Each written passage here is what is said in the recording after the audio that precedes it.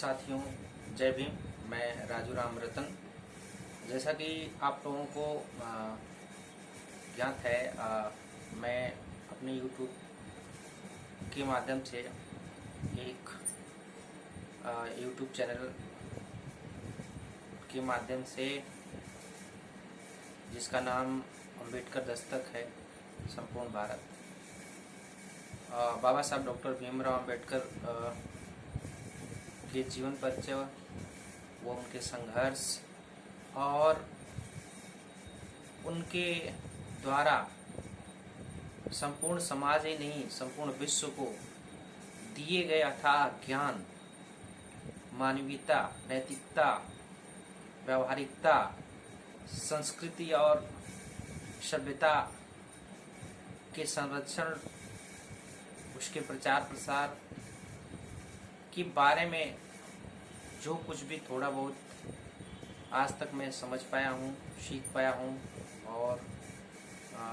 बाबा साहब द्वारा लिखे गए किताब व अन्य बहुजन महापुरुषों द्वारा लिखे गए किताबों को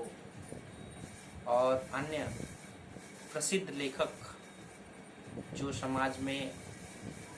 प्रतिदिन कार्यरत हैं, उनके द्वारा लिखी हुई पुस्तकों को पढ़ के जो कुछ भी मैं आज तक समझ पाया हूँ, उसको आपसे साझा करने का प्रयास करूँगा।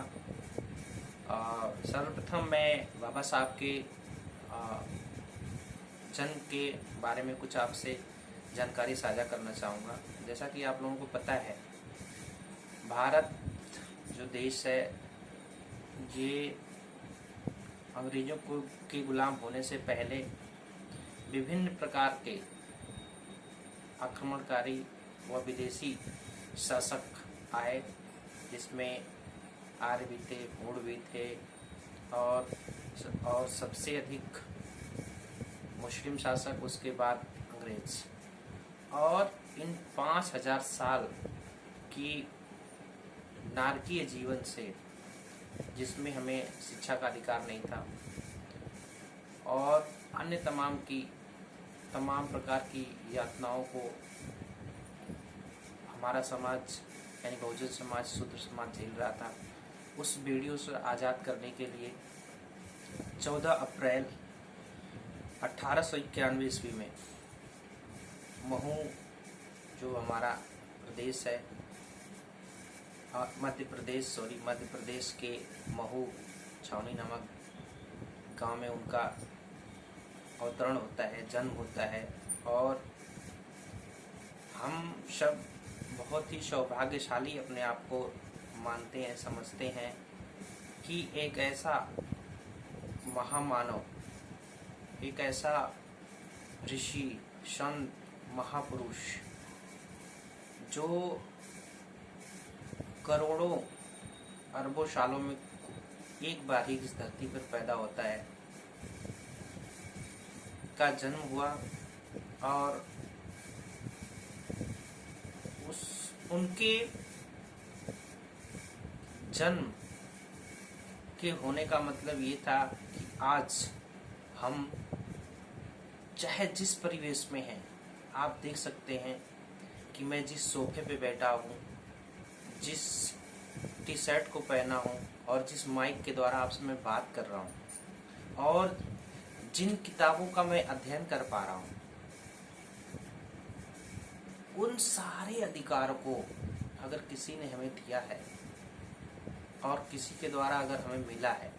तो वो है बाबा साहब डॉक्टर भीमराव अम्बेडकर। आप कल्पना करके देखिए कि अगर बाबा साहब डॉक्टर भीमराव अम्बेडकर का जन्म नहीं हुआ होता, तो संपूर्ण भारत में जो दलितों की स्थिति है, जो बहुजन समाज के लोगों की स्थिति है, और जो बहुजन समाज, दलित समाज जो 6743 जातियों में बटा हुआ है, वो उसकी स्थिति क्या होती अगर हम इतिहास को पढ़ते हैं। तो जिस समय बाबा साहब का जन्म होता है, उस समय हमारे देश में अंग्रेजों का शासन था, और उस स्थिति में भी बाबा साहब को पढ़ने के लिए इतना संघर्ष करना पड़ता है। यहाँ तक कि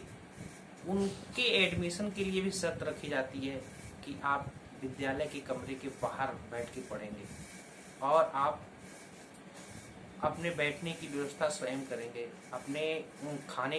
पीने की व्यवस्था जो है वो दूरी रखेंगे अन्य विद्यार्थियों से, और आप सार्वजनिक स्थान से यानी जो पानी पीने की व्यवस्था विद्यालय में होती है उसको भी आप नहीं पी सकते थे। ऐसे परिवेश में सोचिए, दूसरे लोगों का शासन था, उस परिवेश में ये स्थिति थी, तो बाबा साहब से पहले की स्थिति क्या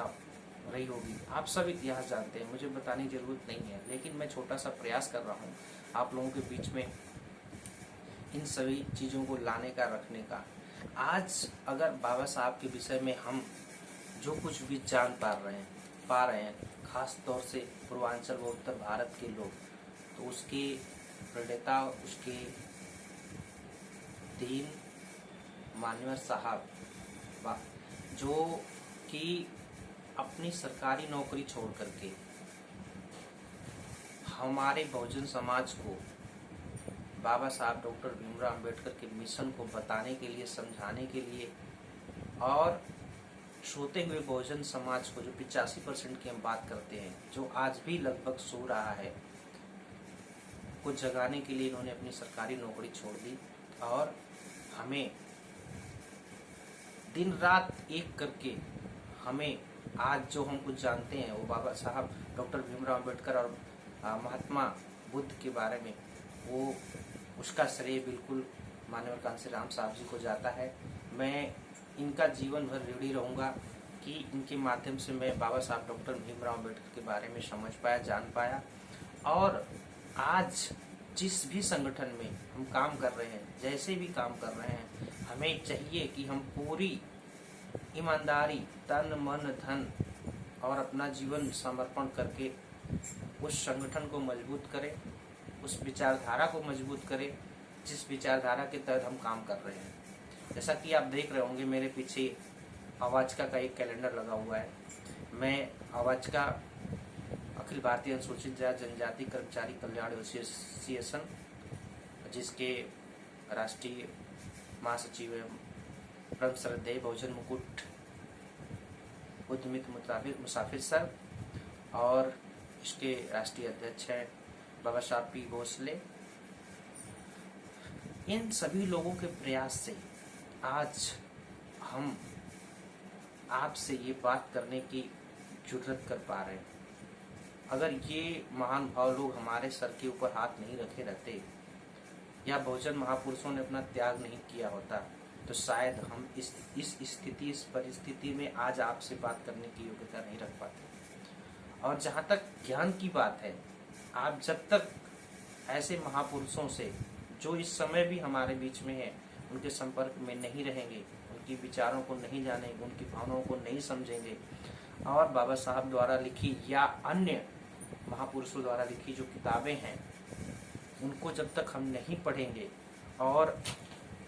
अपने संविधान, भारत के संविधान को जब तक हम नहीं जानेंगे, तब तक हम अपने अधिकार को नहीं जान सकते, बाबा साहब को नहीं जान सकते, और बाबा साहब का जो मिशन है उसको भी नहीं हम जान सकते। आशा करता हूँ कि आप मुझसे ऐसे ही जुड़े रहेंगे और आप अपना स्नेह और प्यार देते रहेंगे। मेरा एक छोटा सा प्रयास है आप लोगों के बीच में। सादर जय भीम।